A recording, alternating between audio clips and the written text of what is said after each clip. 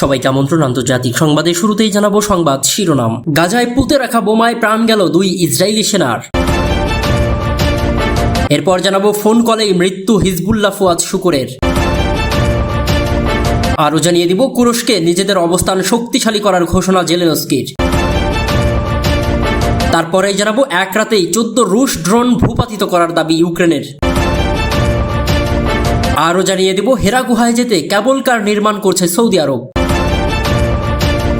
আর সর্বশেষে জানাবো ভারত থেকে এসেছে 4 কোটি টাকার এলএসডি।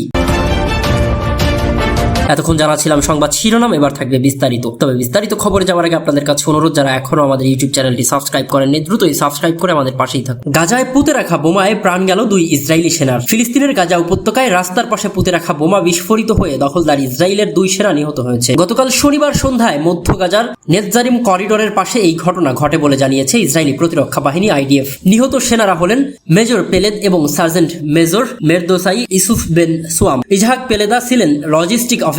মোরদেসাই ইউসুফ পেশায় একজন ট্রাক চালক ছিলেন।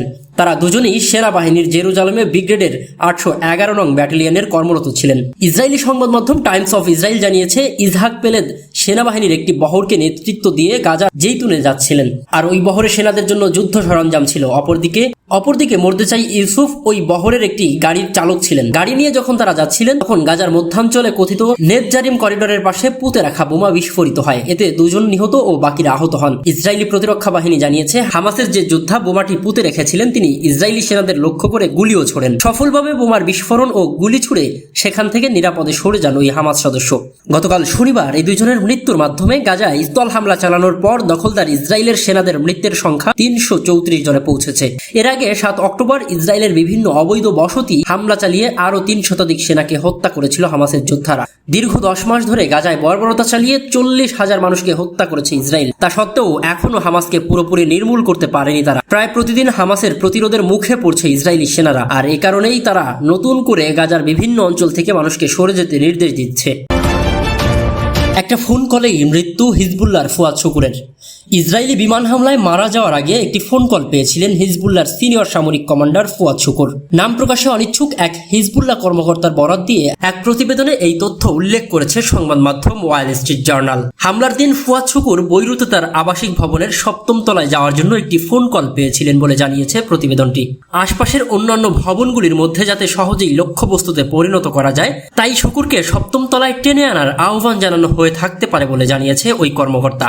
এই ঘটনায় হিজবুল্লাহর অভ্যন্তরীণ কেউ জড়িত থাকতে পারে বলেও জানান তিনি। প্রতিবেদনে কর্মকর্তার উদ্ধৃতি দিয়ে বলা হয়েছে যে হিজবুল্লাহ এবং ইরান গোয়েন্দা ব্যর্থতার তদন্ত চালিয়ে যাচ্ছে। তিনি আরও উল্লেখ করেন তাদের বিশ্বাস ইসরায়েল তাদের নজরদারি ব্যবস্থাকে পরাজিত করেছে। গত 31শে জুলাই ফুয়াদ শুকুরকে হত্যা করা হয়। ইসরায়েল লেবাননের বৈরুতে একটি হামলা চালিয়ে হামাসের সহযোগী লেবানিজ গ্রুপ হিজবুল্লাহর সামরিক কমান্ডার ফুয়াদ শুকুরকে হত্যা করে। এর কয়েক ঘন্টা পরেই গভীর রাতে ইরানের তেহরানে হামাস প্রধান ইসমাইল হানিয়াকেও হত্যা করা হয়। এদিকে কুরস্কের নিজেদের অবস্থান শক্তিশালী করার ঘোষণা জেলেনস্কির। রাশিয়ার কুরস্ক অঞ্চল দখল নিতে নিজেদের অবস্থান আরও শক্তিশালী করার ঘোষণা দিয়েছে ইউক্রেন। শনিবার ইউক্রেনের প্রেসিডেন্ট ভ্লাদিমির জেলেনস্কি বলেছেন তার বাহিনী রাশিয়ার কুরস্ক অঞ্চলে তাদের অবস্থান আরও শক্তিশালী করছে এবং একটি বড় স্থল আক্রমণ চালাচ্ছে। জেলেনস্কির এমন মন্তব্যের পর ক্রিম নদীর উপর একটি গুরুত্বপূর্ণ সেতু ধ্বংস করেছে ইউক্রেনের সেনারা, এমন দাবিও করেছে রাশিয়ার কর্মকর্তারা। যুক্তি হিসেবে মস্কোর দাবি কিয়েভ এই অঞ্চলে মস্কোর সৈন্যদের চলাচলে ব্যাঘাত ঘটাতে চায়। এই বিষয়ে ইউক্রেনের সেনা প্রধান আলেকজান্ডার সিরস্কি বলেন কুরস্ক অঞ্চলে আমাদের বাহিনীর অবস্থান শক্তিশালীকরণ এবং স্থিতিশীল অঞ্চলের সম্প্রসারণের বিষয়ে বলা হয়েছে। বন্দী অদল বদলের বিষয়েও এদিন কথা বলেছে জেলেনস্কি। তিনি বলেন আজ সকাল থেকেই আমরা আমাদের দেশের বিনিময়ে তহবিল পুনরায় পূরণ করছি। আমি সেই সমস্ত সৈন্য ও কমান্ডারদের ধন্যবাদ জানাই যারা রাশিয়ার সৈন্যদের বন্দী করে নিয়ে যাচ্ছে এবং এইভাবে রাশিয়ার হাতে বন্দী আমাদের সৈন্য ও বেসামরিক নাগরিকদের মুক্তিকে আরো কাছাকাছি নিয়ে আসছে। উল্লেখ্য যে 2 বছরেরও বেশি সময় ধরে রাশিয়া ইউক্রেনের যুদ্ধ চলমান। এই যুদ্ধের শেষ কোথায় এখনো কেউ বলতে পারছে না। এক রাতেই 14 ড্রোন ভূপাতিতর দাবি ইউক্রেনের প্রতিরক্ষা ব্যবস্থা রাতভর হামলায় ব্যবহৃত 14টি রাশিয়ান ড্রোন ভূপাতিত করার দাবি করেছে দেশটির সামরিক বাহিনী। শনিবার সামাজিক যোগাযোগ মাধ্যম টেলিগ্রামে দেওয়া এক বিবৃতিতে এমন দাবি করেছে দেশটির বিমান বাহিনী। তারা বলছে শাহেদ ড্রোনগুলো দেশের দক্ষিণ ও মধ্যাঞ্চলের 6টি প্রদেশ জুড়ে ভূপাতিত হয়েছে। ইতিমধ্যে রুশ পররাষ্ট্র মন্ত্রণালয় বলেছে ইউক্রেন কুরস্ক প্রদেশের সেইম নদীর উপর একটি সেতু ধ্বংস করতে পশ্চিমাদের থেকে পাওয়া রকেট খুব সম্ভবত যুক্তরাষ্ট্রের নির্মিত হিমার্স ব্যবহার করেছে। এই হামলায় বেসামরিক মানুষদের নিরাপদ অবস্থানে সরিয়ে নেওয়ার কাজে নিয়োজিত স্বেচ্ছাসেবকরাও নিহত হয়েছে। রুশ পররাষ্ট্র মন্ত্রণালয়ের মুখপাত্র মারিয়া জাখারোভা শুক্রবার দিনের শেষ ভাগে টেলিগ্রামে জানান, প্রথমবারের মতো কুরস্ক অঞ্চলে পশ্চিমে নির্মিত রকেট লঞ্চার আঘাত হেনেছে, যেগুলো সম্ভবত আমেরিকান হিমার্স। গ্লাসগোভো জেলায় সেইম নদীর উপর নির্মিত সেতু আক্রান্ত হয়ে পুরোপুরি ধ্বংস হয়েছে এবং যেসব স্বেচ্ছাসেবক বেসামরিক জনগোষ্ঠীকে নিরাপদে সরিয়ে নিচ্ছিলেন তারাও নিহত হয়েছে। ইউক্রেনীয় সেনা প্রধান অলেকজান্ডার সিরস্কি শুক্রবার বলেন, কিয়েভের বাহিনী কুরস্ক প্রদেশের কিছু কিছু জায়গায় 1 কিলোমিটার থেকে 3 কিলোমিটার এগিয়েছে। 11 দিন ধরে তারা রুশ ভূখণ্ডে অভিযান পরিচালনা করছে। কিয়েভ দাবি করছে 6 আগস্ট থেকে শুরু করে এখনো পর্যন্ত তারা এই অঞ্চলে 1150 বর্গ কিলোমিটার জায়গা জুড়ে অবস্থিত 82টি জনবসতির নিয়ন্ত্রণ নিয়েছে। রুশ ভূখণ্ডে ইউক্রেনের প্রথম স্থল অভিযানকে সহায়তা ও অনুপ্রেরণা দেওয়ার জন্য রাশিয়া পশ্চিমাদের দায়ী করছে এবং বলছে কিয়েভের এই সন্ত্রাসী আগ্রাসন যুদ্ধের গতি প্রকৃতিতে কোনো প্রভাব ফেলবে না। যুক্তরাষ্ট্র বলেছে রুশ প্রেসিডেন্ট ভ্লাদিমির পুতিন 2022 সালে যে যুদ্ধ শুরু করেছিলেন তাতে তাকে জিততে দেবে না তারা। ওয়াশিংটনের কর্মকর্তারা বলছেন, এখনো পর্যন্ত দেশটি ইউক্রেনের এই অপ্রত্যাশিত অভিযানকে সুরক্ষামূলক পদক্ষেপ হিসেবে দেখছে এবং এতে যুক্তরাষ্ট্রের দেওয়া অস্ত্রের ব্যবহারকে যুক্তিযুক্ত বলেই ভাবছে। এদিকে হেরা গুহায় যেতে কেবল কার নির্মাণ করছে সৌদি আরব। পবিত্র হজ ও উমরা পালনকারীদের অন্যতম আকর্ষণ মক্কার জাবাল আল নূরের হেরা গুহা, যেখানে ধ্যানে মগ্ন থেকে নবুয়াত লাভ করেন মহানবী হযরত মুহাম্মদ সাল্লাল্লাহু আলাইহি ওয়াসাল্লাম। পবিত্র কোরআন অবতীর্ণ হওয়া সেই গুহায় মহানবী হযরত মুহাম্মদ সাল্লাল্লাহু আলাইহি ওয়াসাল্লামের ধ্যানের স্থানে পরিদর্শন করতে অবশ্য হাজিদের পাথুরে পাহাড়ে চড়তে হয়। তা অনেকের জন্য কষ্টসাধ্য। পাহাড় থেকে নেমে ফিরতে রাস্তা থাকলেও তা সময় সাপেক্ষ, কারণ গুহাটি পবিত্র কাবা শরীফ থেকে 4 কিলোমিটার দূরে অবস্থিত আর এটির উচ্চতা 334 মিটার। হাজিদের সেই বিষয়টি মাথায় রেখে এবার হেরা গুহায় প্রবেশের সুবিধার্থে একটি ক্যাবল কার সিস্টেম তৈরি করবে সৌদি আরব। ইতিমধ্যে ঘোষণাও দেওয়া হয়ে গেছে। সৌদি প্রশাসন আশা করছে আগামী হজ মৌসুমেই হাজিরা এই সুবিধা ভোগ করতে পারবেন, অর্থাৎ 2025 সালেই এই ক্যাবল কার চালু হবে। সৌদি সরকার জানিয়েছে, হেরা গুহা পরিদর্শনে শুধু ক্যাবল কার সিস্টেম তৈরির পরিকল্পনাই নেওয়া হয়নি, গুহাটি যেখানে অবস্থিত সেটিকে সাংস্কৃতিক বিভাগ হিসেবে গড়ে তোলার পরিকল্পনা হচ্ছে। একই বছরের মধ্যে জাবালে ওমর তথা ইসলামের দ্বিতীয় খলিফা হযরত ওমর রাদিয়াল্লাহু